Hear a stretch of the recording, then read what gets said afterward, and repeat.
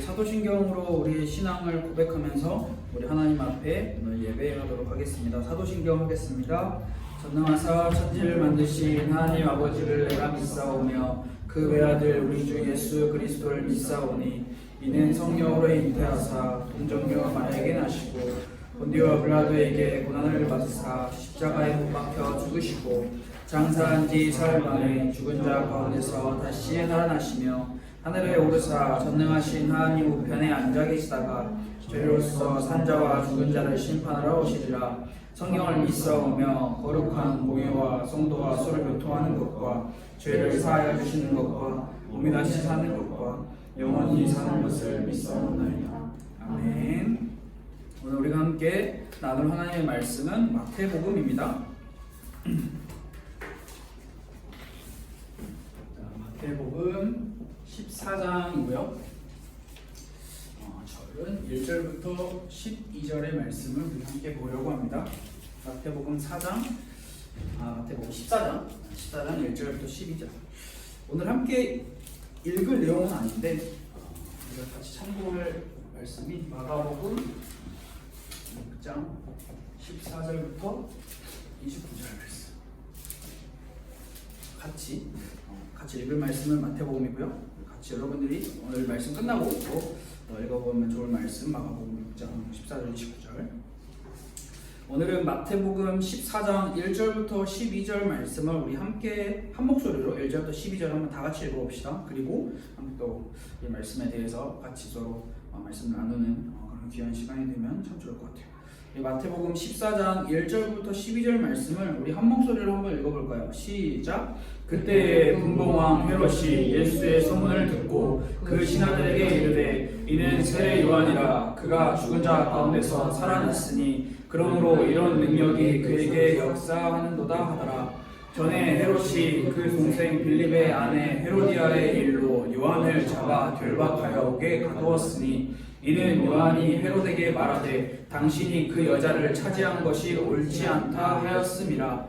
헤롯이 요한을 죽이려 하되 무리가 그를 선지자로 여김으로 그들을 두려워하더니 마침 헤롯의 생일이 되어 헤로디아의 딸이 연석 가운데서 춤을 추어 헤롯을 기쁘게 하니 헤롯이 맹세로 그에게 무엇이든지 달라는 대로 주겠다고 약속하거늘 그가 제 어머니의 시킴을 듣고 이르되 세례 요한의 머리를 소관에 얹어 여기서 내게 주소서 하니 왕이 근심하나 자기가 맹세한 것과 그 함께 앉은 사람들 때문에 주라 명하고 사람을 보내어 옥에서 요한의 목을 베어 그 머리를 소관에 얹어서 그 소녀에게 주니 그가 자기 어머니에게로 가져가니라. 요한의 제자들이 와서 시체를 가져다가 장사하고 가서 예수께 아뢰니라. 아멘. 오늘은 마태복음 14장의 이 말씀을 우리가 함께 읽은 것처럼 요한이라고 하는 인물이 등장하고 헤롯이라고 하는 인물이 등장을 합니다. 그러나 여러분이 여기서 잘 구분을 해야 될 게 요한이 어떤 요한인지 사도 요한이냐 세례 요한이냐 잘 구분을 해야 돼요. 오늘 나오는 이 요한은 세례 요한을 이야기하고요. 헤롯은 우리가 알고 있는 그 헤롯 왕이 이게 헤롯이 성경에 이름이 정말 많아요. 그것도 우리가 함께 잠깐이지만 살펴보는 시간을 가지면 좋을 것 같고 제가 마가복음 6장 14절부터 29절을 왜 썼냐면 오늘 이 헤롯의 죽음에 대한 조금 더 구체적인 그 스토리가 마가복음에 등장을 하기 때문에 여러분들이 시간을 꼭 내서 읽어보면 좋겠다라고 강력 추천을 하는 바입니다.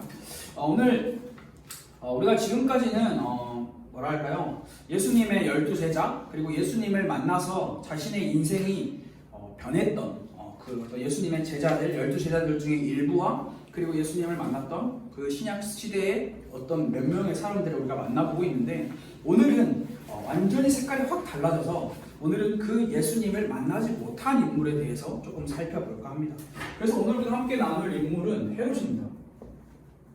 여러분이 헤롯에 대해서 우리가 신약성경 사실 마태복음, 마가복음, 누가복음, 요한복음 이 성경을 사복음서를 계속 읽잖아요. 심지어 사도행전으로 넘어가서도 헤롯이라는 이름이 계속 등장을 해요. 그렇다면 우리가 국어도 그렇고 영어도 그렇고 그 어떤 지문이나 이렇게 글을 착 읽을 때 누가 주인공이고 이 주인공이 어떤 마음을 가지고 있는지 그 주인공을 제대로 파악하는 게 중요하잖아요. 여러 인물이 등장하지만 주인공은 주인공이 누군지 그리고 이 사람이 어떤 사람인지를 여러분들이 잘 알고 가야 하는 거예요.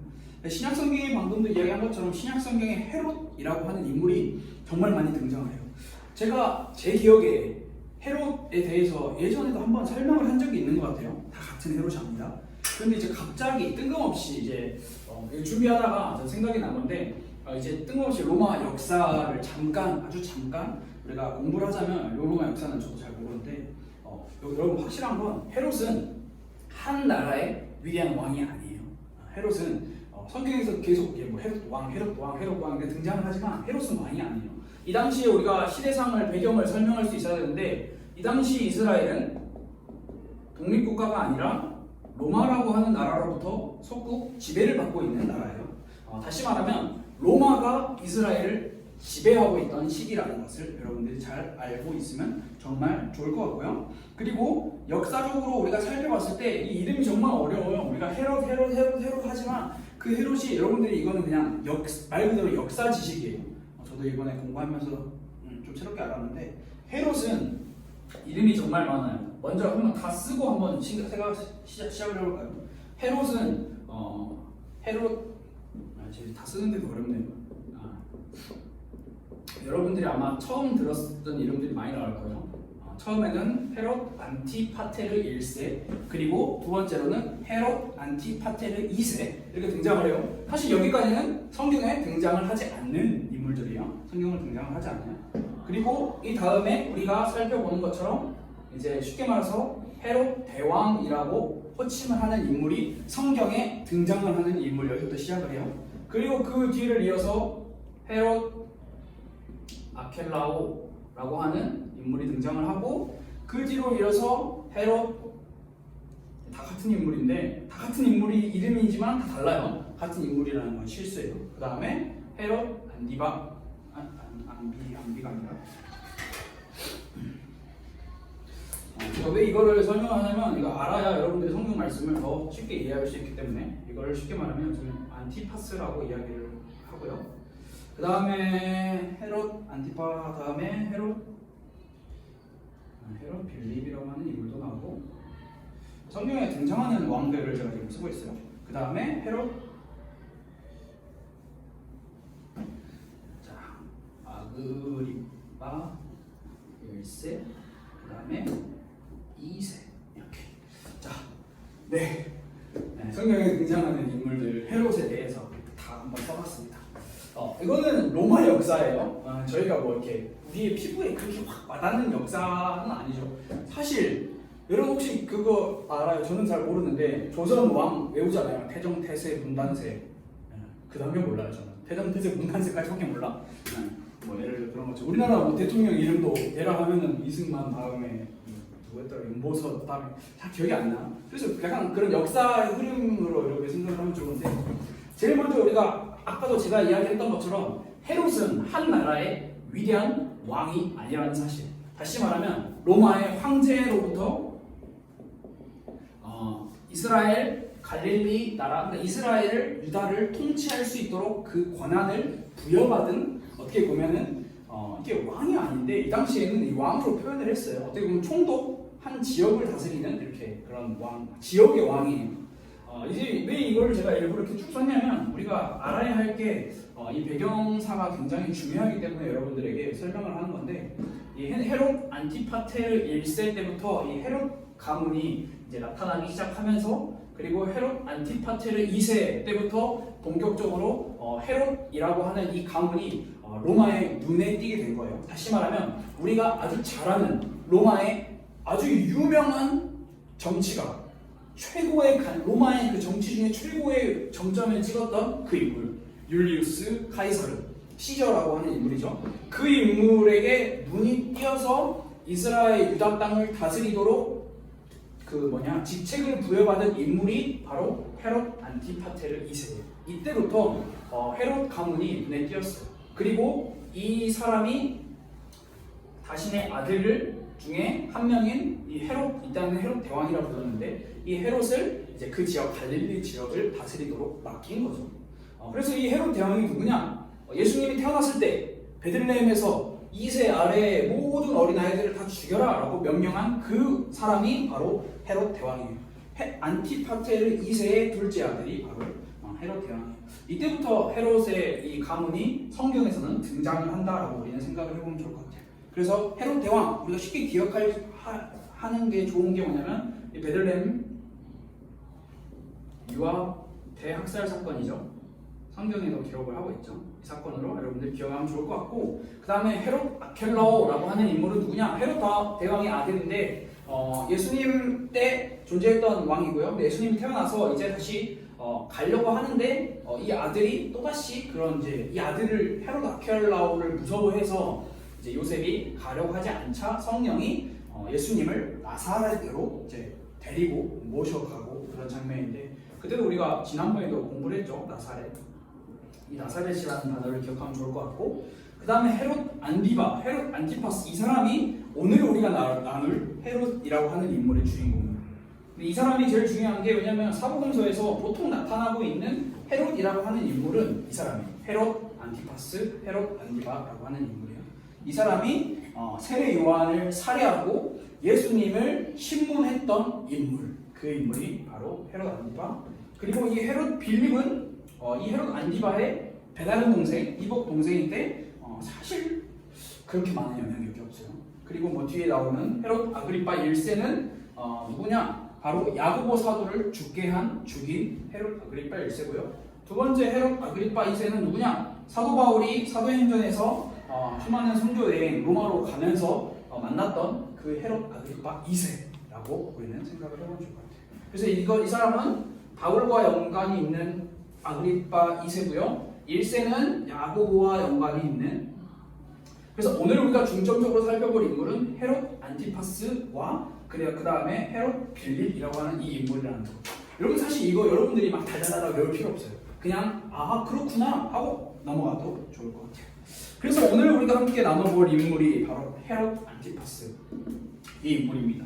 그런데 우리가 성경을 오늘 읽어봤는데 좀 이상한 게 있지 않나요? 1절 2절에는 분봉왕 헤롯이 예수의 소문을 듣고 이제 뭐 그 신하들에게 갑자기 막 대화를 하면서 다시 세례 요한이 살아난 거 아니냐라고 하는 그런 이야기가 나오죠. 다시 말하면 이제 그러니까 시점이 두 가지로 나눠져요. 그러니까 이게 현재 시점과 과거 시점을 같이 지금 설명을 하고 있는 건데 1절 2절은 현재 시점이에요. 현재 이제 이야기를 하는 거야. 어떤 이야기? 예수의 소문을 들었거든.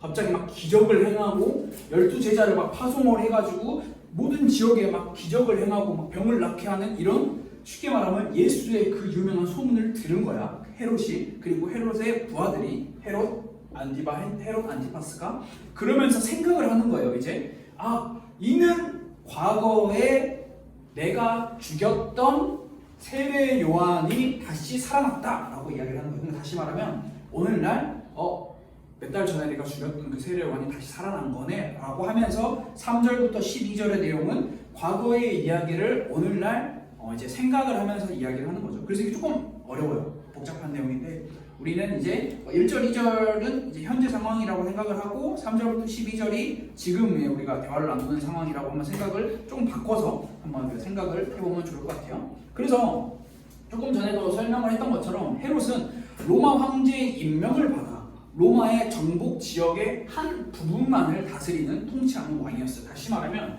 이제 이 분봉왕이라고 하는 표현이 있죠. 분봉왕이라고 하는 표현은 이제 정확하게 분봉왕이 어떤 표현이냐라고 설명을 하기보다는 한 지역의 왕이다. 유다 땅 갈릴리를 다스리는 왕이다. 쉽게 말하면 대한민국으로 설명을 해볼까요? 대한민국이라고 하는 나라를 다스리는 황제가 있어요. 근데 그 황제가 이제 각 지역마다 다스릴 수 있는 권한을 주는 거예요. 우리 예찬 선생님은 내 마음에 잘 드니까 당신은 서울특별시, 인천광역시, 경기도 북부를 다스리는 왕을 하세요. 또 유나는 어디 가고 싶어요? 제주도 왕을 하세요. 약간 이런 식이에요. 전라남도, 전라북도 왕을 하세요. 여기 경상도 왕을 하세요. 이제 충청도 왕을 하세요. 이렇게 나눠진 지역인데 거기서 이제 헤롯이 왕이었어요. 근데 이 헤롯이 아까도 이야기한 것처럼 세례 요한과 아주 밀접한 관계가 있는 인물. 세례 요한을 죽이도록 명령한 인물. 자, 오늘 사건을 우리가 한번 생각을 해봅시다.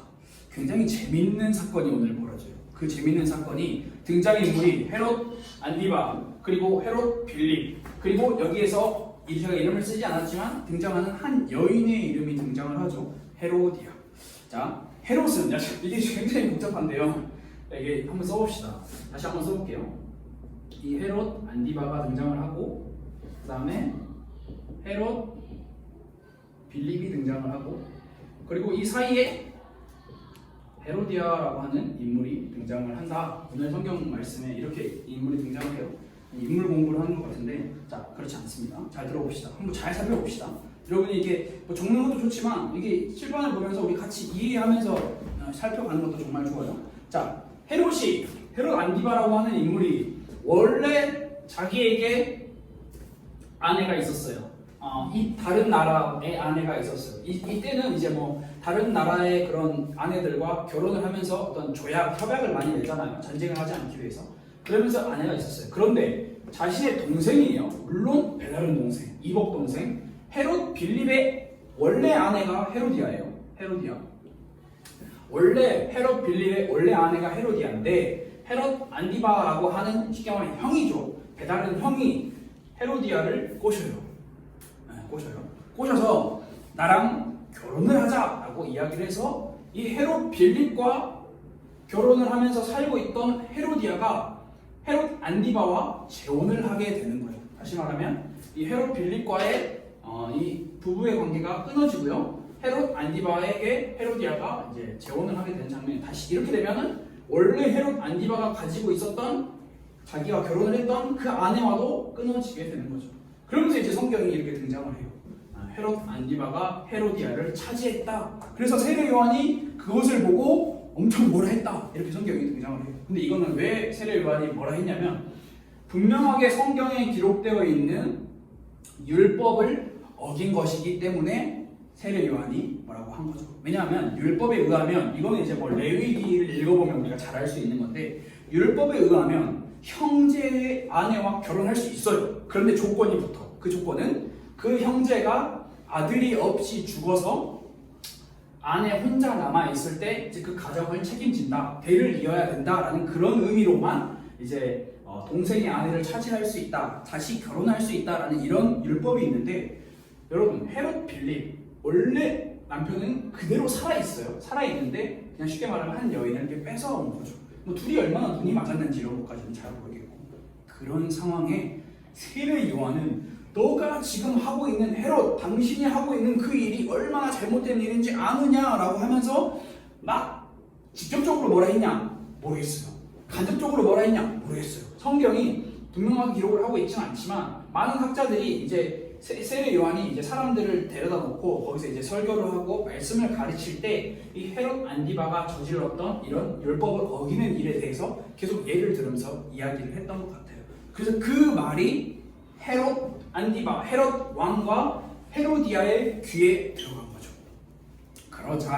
그러자 그게 듣기 싫은 헤로디아가 아마 자기의 남편에게 엄청나게 많이 이야기를 한 것 같아요. 헤롯 좀 죽여요. 저 혀 좀 뽑아버려요. 저 말 좀 못하게 듣기 싫어 죽겠어요 라고 하자 헤롯 안디바가 자신의 아내인 헤로디아를 위해서 성경 말씀이 헤로디아의 일로 요한을 잡아 결박하였다라고 하고 있는데 이제 누가 마가복음에는 뭐라고 기록하고 있냐? 자기의 이제 여인을 위하여, 자기의 여자를 위하여라고 기록을 하고 있는 장면도 있어요. 그래서 헤롯이 이 율법에 근거하여 자신을 엄청나게 책망했던 그 세례 요한을 감옥에 가둬버리죠. 자, 감옥에 가둬놓고 죽이진 않았어요. 왜 못 죽였냐? 성경 말씀이 오늘 기록을 하고 있죠. 마태복음 14장 5절 오늘 우리가 읽었죠. 뭐라고 기록을 하냐? 많은 무리가 그를 선지자로 여김으로 쉽게 말하면 헤롯을 죽였을 때 많은 사람들이 자신에게 원망하고 폭동이 일어날 것을 두려워했다라고 성경이 기록을 하고 있어요. 그래서 감옥에만 가둬놓고 못 죽인 거야. 못 죽이고 있었어. 그런데 마가복음 6장에 보면 또 재밌는 이야기가 나오는데 이 헤롯 왕이 요한의 말을 들을 때 그가 하는 말이 맞아, 그의 말이 맞아라고 하면서 이런 자신의 잘못을 인정하는 것 같은 말도 성경에는 기록을 하고 있어요. 그러나 헤롯이 자신의 잘못을 인정하고 회개했다 이런 기록은 성경에 없습니다.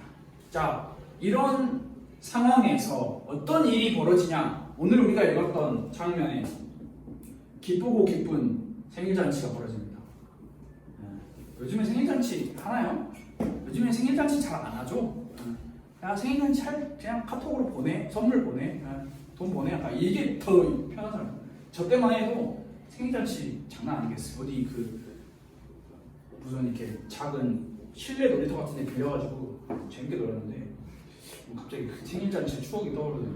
이 생일잔치, 헤롯의 생일잔치를 하는데, 자, 어리석은 헤롯의 모습과 시시때때로 세례 요한을 죽이려고 마음 먹고 있었던 헤로디아가 여기서 본격적으로 자신의 일을 나타내는 장면이 나와요.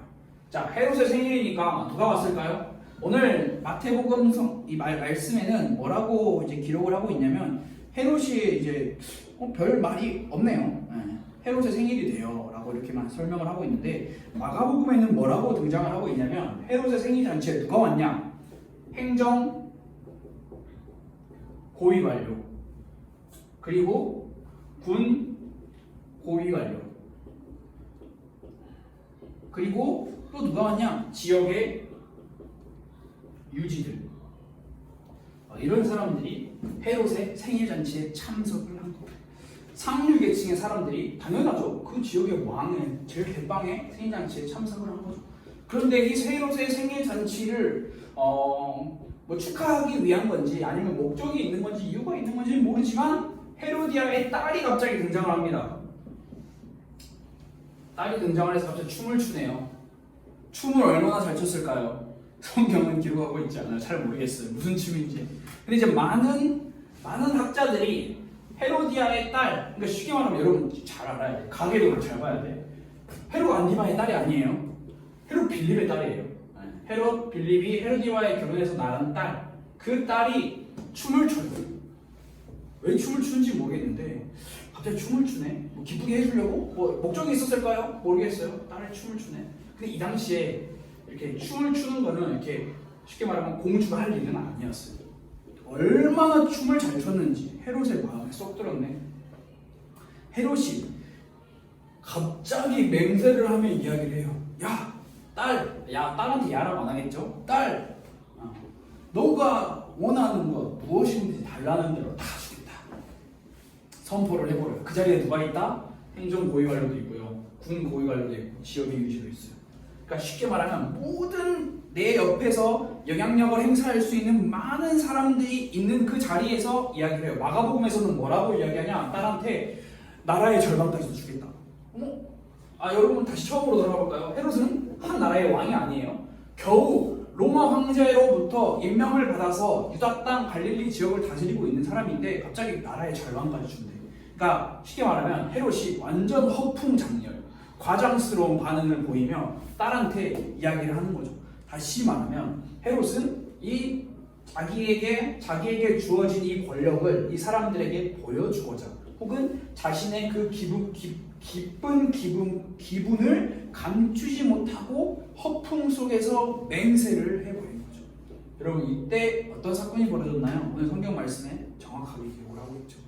헤로디아의 딸은 자신의 어머니인 헤로디아의 말을 듣고 뭘 요구하냐? 세례 요한의 머리를 주세요, 아버지. 이야기를 하는 거예요. 여기서 아주 중요한 사건이 발생을 하죠. 헤롯이, 오늘 성경 말씀에도 기록을 하고 있어요. 헤롯이 근심을 하나, 뭐라고 기록하냐면 9절에 자기가 맹세한 것과 그 함께 앉은 사람들 때문에 주라 명하고. 다시 말하면 헤롯은 이미 헤롯이 하지 말아야 될 맹세를 한 것도 잘못인데 그 순간에 근심은 하지만 자신의 맹세, 쉽게 말하면 내가 왕인데 내가 한 말은 내가 지켜야지 라고 하는 이런 마음과 함께 앉은 행정고위관료, 군고위관료, 지역 유지들에게 내가 한 말인데 안 지키면 쟤네가 나를 어떻게 보겠어 라고 하는 이러한 의식에 의해서 이를 시행해버리고 말죠. 헤롯은 그의 무능함과 무리한 맹세, 앉은 사람들 앞에서의 체면을 잃고 싶지 않아서 거절하지 못해요. 그래서 세례 요한은 그냥 죽임을 당해요. 그러니까 원래 이 당시에도 여러분 이 로마는 굉장히 이렇게 큰 나라잖아요. 법이라는 게 분명했어요. 한 사람을 죽일 때 그냥 사람을 이렇게 감옥에 있는 사람을 그냥 야 저 사람 가서 목식배 이렇게 죽이는 법이 없어요. 왜냐하면 이때는 다 법으로 재판을 해요. 이 사람이 죽을 죄를 뭘 지었고 왜 죽어야 되고 이런 사사건건의 재판을 다 해야 되는데 헤롯이 그냥 세례 요한을 죽여버렸어요. 자, 세례 요한은 그렇게 죽음을 맞이합니다. 아주 안타깝죠. 안타까운 일이죠. 그러나 우리 성경은 기록을 하고 있지만 역사는 기록을 하고 있는 게 뭐냐면 헤롯의 최후예요. 자, 이 헤롯 안티바가 어떻게 최후를 맞았냐? 여러분 상당히 재밌어요. 어떤 최후를 맞았냐? 잘 보세요. 헤롯에게 원래 아내가 있다고 했죠. 자, 헤롯의 아내가 자신의 남편인 헤롯 안티바와 살다가 헤로디아라는 여자로 인해서 쫓겨나서 자신의 원래의 나라로 돌아갔어. 자신의 원래 나라로 돌아가니까 이 딸이잖아요. 이 딸의 아버지가 기분이 좋아요? 기분이 안 좋죠. 내가 감히 뭔데 내 딸을 쫓아내고 다른 여자를 잡으려 하면서 기분이 나빠. 그래서 이 아내의 아버지가 있는 그 나라의 군대가 헤롯 안티바가 있는 이 나라라고 하긴 좀 그런데 이 지역과 지역이 서로 전쟁을 팍 붙어버리네. 쉽게 말하면 복수를 하기 위해서 찾아온 거죠. 그 전쟁에서 헤롯 안티바가 이끄는 그 전쟁은 참패를 당하게 되고 또 로마 황제의 진노를 받은 헤롯 안티바는 변두리로 쫓겨나서 비참한 최후를 맞았다고 기록을 하고 있어요.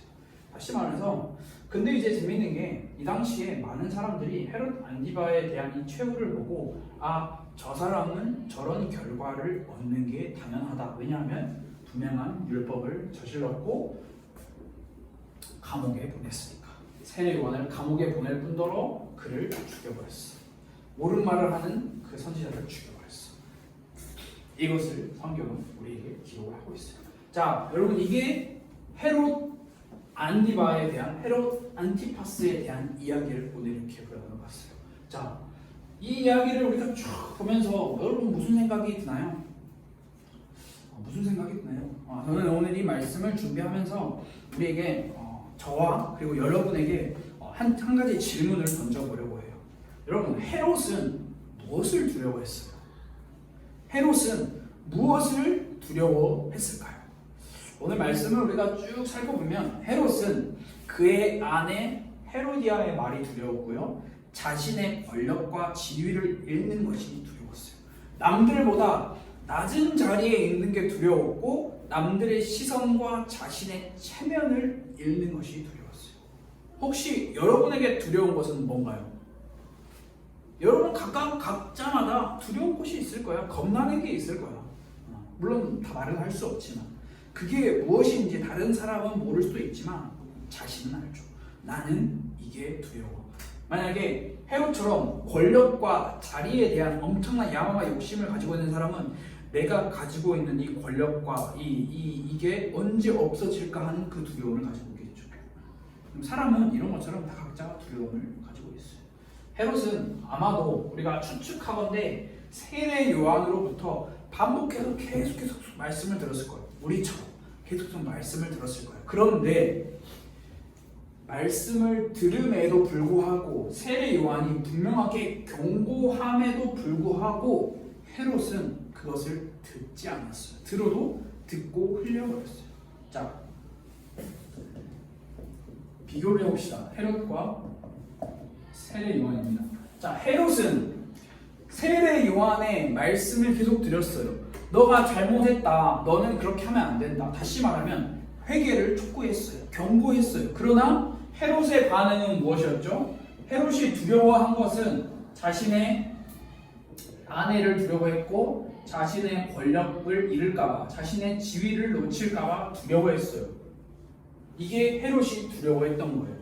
그런데 여러분 역사는 분명하게 기록을 하고 있어요. 헤롯은 자신의 권력과 지위를 다 빼앗겼어요. 다 싸그리 다 빼앗기고 노년에 비참한 최후, 쉽게 말하면 시골의 유배 같은 곳을 가가지고 그냥 그렇게 늙어 죽었어요. 그냥 그렇게 끝이에요, 그의 인생. 그러나 여러분 잘 생각해 봅시다. 세례 요한은 무엇을 두려워했을까요? 세례 요한이 두려워하는 것은 자신이 높아지는 것을 두려워했어요. 완전 헤롯과 반대죠. 헤롯은 자신이 낮아지는 것을 두려워했지만 세례 요한은 자신이 높아지는 것을 두려워했어요. 그리고 자신이 낮아지지 않는 것을 세례 요한은 두려워했어요. 그래서 뭐라고 기록을 하고 있냐? 요한복음 3장 30절 말씀에 아주 유명한 말씀이죠. 세례 요한은 그는 흥하여야 하겠고 나는 쇠하여야 하리라 라고 기록을 하고 있어요. 다시 말해서 예수님이 높아져야 되는데 내가 높아질까봐 두려워하는 거예요, 세례 요한은. 근데 헤롯은 세례 요한이 높아지고 내가 낮아질까봐 두려워하고 있는 거예요. 완전히 무엇을 두려워하고 있는가가 완전히 다른 것을 우리는 살펴보고 있죠. 세례 요한은 자신이 높아지는 것을 두려워했고 자신이 약해지지 않는 것을 두려워했어요. 그래서 어쩌면 말 안 하고 그냥 살려주세요, 말 취소할게요 하고 살아도 됐는데 자신에게 분명하게 그 하나님의 말씀의 기준을 가지고 죽음도 불사하지 않고 이야기를 한 거죠. 여러분 완전 극과 극의 차이죠. 세상이 볼 때 헤롯이 더 높아 보이는 사람일 수도 있고 세례 요한은 그냥 비참한, 쉽게 말하면 개죽음을 당한 사람일 수도 있지만 성경은 그렇게 설명을 하고 있잖아요. 세례 요한은 하나님보다 자신이 높아질까봐 그것을 몹시도 경계하고 두려워하는 입니다. 자, 여러분 우리는 무엇을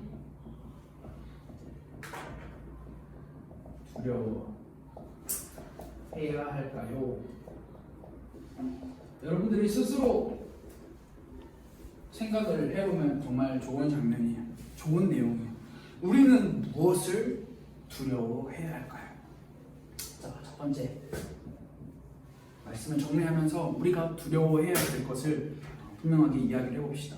자, 첫 번째는 우리가 회개하지 않는 우리의 죄의식을 우리는 두려워해야 돼요. 이 말이 무슨 말이냐? 정말 어려운 말이에요. 정확하게 쉽게 설명을 하자면 회개하지 않는 우리의 모습을 두려워해야 되는 거예요. 말씀을 들어도 어떤 상황을 만나도 회개하지 않는 것, 그것은 정말 위험한 말이에요. 그럼 이렇게 반문할 수 있겠죠. 회개할 게 없는데요. 네. 회개할 게 없구나. 아, 그렇구나. 과연 정말 우리의 양심에, 우리의 마음에 손을 얹고 손 안 얹어도 솔직히 그냥 눈만 잠깐 감았다 떠도 내게 회개할 게 정말 많은 게 우리 인간이에요. 내가 죄인이구나, 나는 오늘도 죄인이구나 라고 하는 이 회개는 우리 안에 반드시 필요한 건데, 인간이 죄인이라는 사실을 인정하지 않고 살아갈 수 있다? 사실 그 자체가 완벽한 죄인이라는 것을 성경은 우리에게 나타나고 있어요.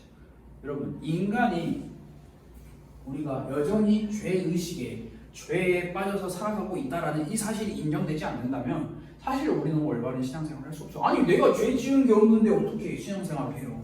어떻게 예수님이 나한테 필요해? 필요 없어요. 나는 죄를 짓지 않기 때문에. 나는 살면서 단 한 번도 죄를 지어본 적이 없어.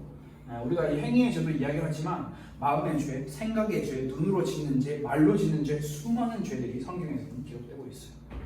여러분, 우리가 두려워해야 될 것은 회개하지 않는 우리의 모습. 그게 첫 번째고요. 두 번째는 무엇이냐? 하나님을 사랑하지 않는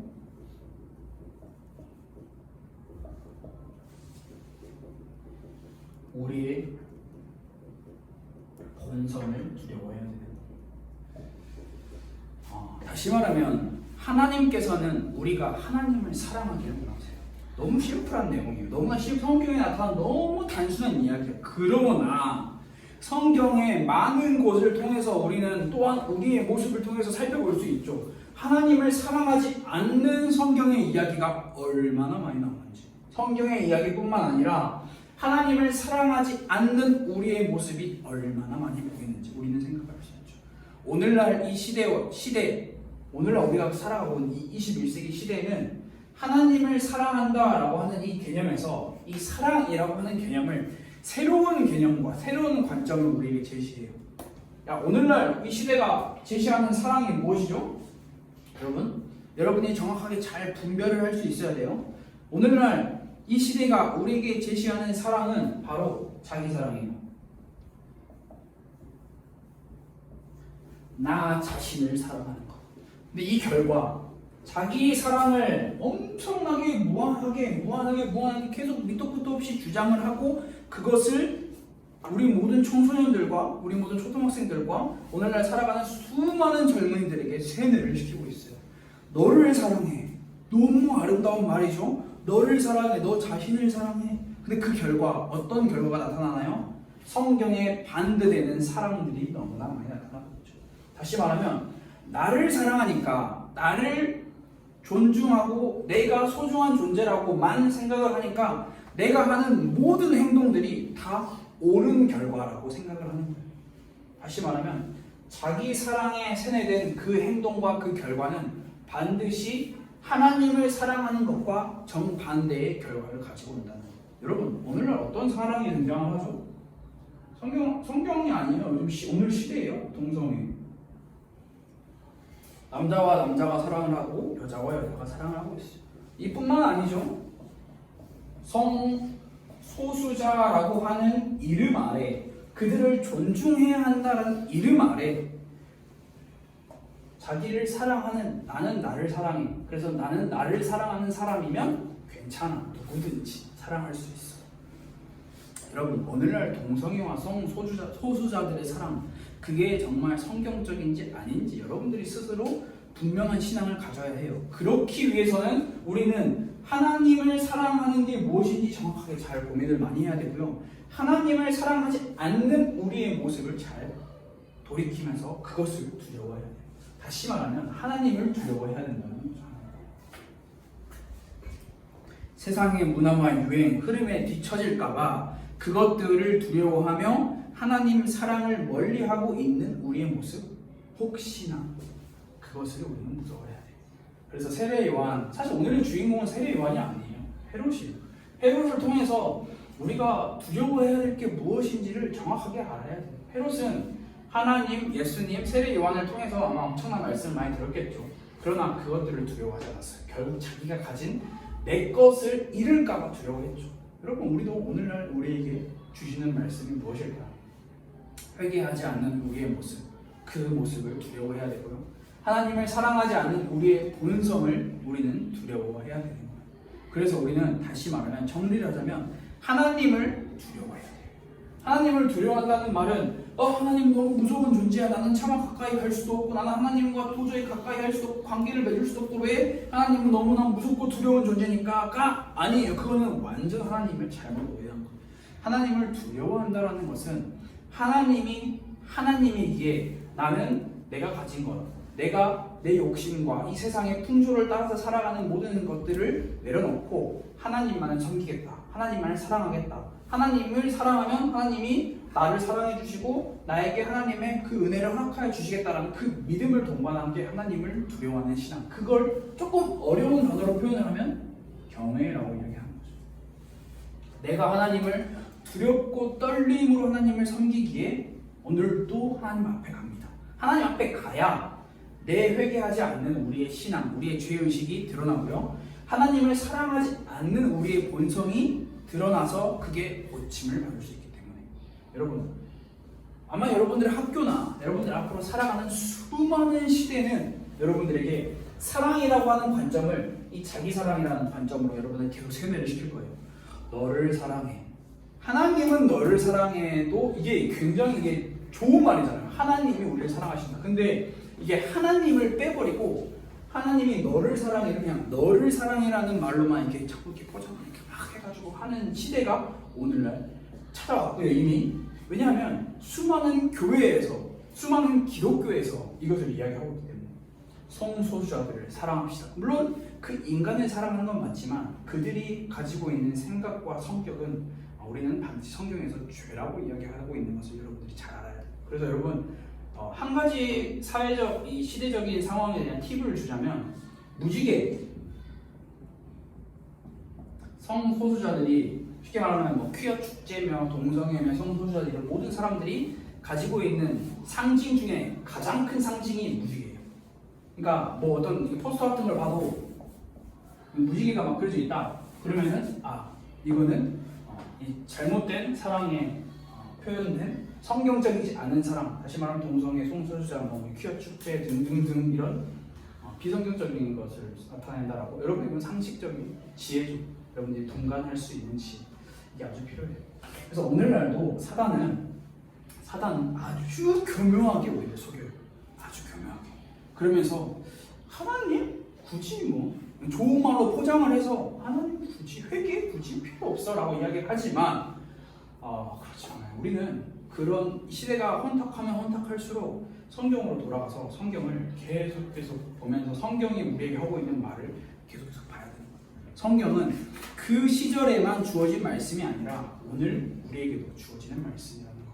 그래서 오늘 성경 말씀은 여러분에게 마지막으로 이 질문을 던지면서 마치려고 해요. 자, 우리는 무엇을 두려워해야 할까? 여러분이 지금 두려워하고 있는 게 무엇이며 우리는 무엇을 두려워하면서 살아야 할지 여러분들이 진짜 잘 생각해 보세요. 잘 생각해 보세요. 그게 하나님이냐 하나님이 아니냐, 둘 중에 하나예요. 그래서 이 자리에 우리 함께 예배한 모든 우리 가스펠교회 청소년부 친구들과 우리 선생님들이 하나님을 두려워하고 하나님을 신뢰하는 그런 신앙생활이 회복됐으면 좋겠어요. 우리가 헤롯처럼 살아가면 안 되겠죠. 그러나 너무나 많은 기독교인들이 헤롯처럼 살아가요. 헤롯을 욕하면서 헤롯처럼 살아간다니까. 헤롯을 욕하면서 하나님을 두려워하지 않아. 그렇게 살아가. 우리 눈에 당장 내 앞에 보여지는 것, 그거 쟁취하기 위해서 우리는 그것을 위해 살아가는 것이 아니라 세례 요한의 이 고백, 그는 흥하여야 하겠고 나는 쇠하여야 하리라. 반대로 나는 흥하여야 하겠고 그는 쇠하여야 하리라 되면 그게 잘못된 사랑이라는 거, 그게 잘못된 신앙이라는 거 여러분들이 꼭 잊지 않았으면 좋을 것 같아요. 우리는 함께 기도하겠습니다. 하나님 감사합니다. 우리가 오늘날 무엇을 사랑하고 있으며 무엇을 두려워하고 있는지 우리가 돌아보는 시간이 되었습니다. 하나님, 오늘날 이 시대를 살아가는 우리 많은 청소년들이, 많은 교사 선생님들이 하나님을 두려워하고 하나님을 경외하며 하나님만을 사랑하는 그 신앙이 우리 안에 회복될 수 있도록 주님 인도하여 주세요. 이 세상은 다른 것을 사랑하고 자기 자신을 사랑하고 하나님 없다고 포장하며 우리를 유혹합니다. 하나님, 그 싸움에서 우리가 승리할 수 있도록 하나님의 말씀인 성경을 가까이 하고 하나님께 기도하며 하나님의 도우심을 간절히 구하는 우리 모두가 될 수 있도록, 그리고 이 자리에 참석하지 못한 우리 청소년부 친구들이 될 수 있도록 하나님 우리를 도와주세요. 하나님만 높임 받으시고 예수님만 흥하고 우리가 쇠하여지는 그 믿음, 그 신앙이 우리 안에 회복될 수 있도록 주님 도와주세요. 살아계신 예수 그리스도 이름으로 기도드렸습니다. 아멘. 우리 함께 주기도문으로 예배를 마치도록 하겠습니다. 하늘에 계신 우리 아버지여, 이름이 거룩히 여김을 받으시오며 나라가 임하시오며 뜻이 하늘에서 이루어진 것 같이 땅에서도 이루어지이다. 오늘 우리에게 일용할 양식을 주시옵고 우리가 우리에게 죄 지은 자를 사하여 준 것 같이 우리 죄를 사하여 주시옵고 우리를 시험에 들게 하지 마시옵고 다만 악에서 구하시옵소서. 나라와 권세와 영광이 아버지께 영원히 있사옵나이다. 아멘.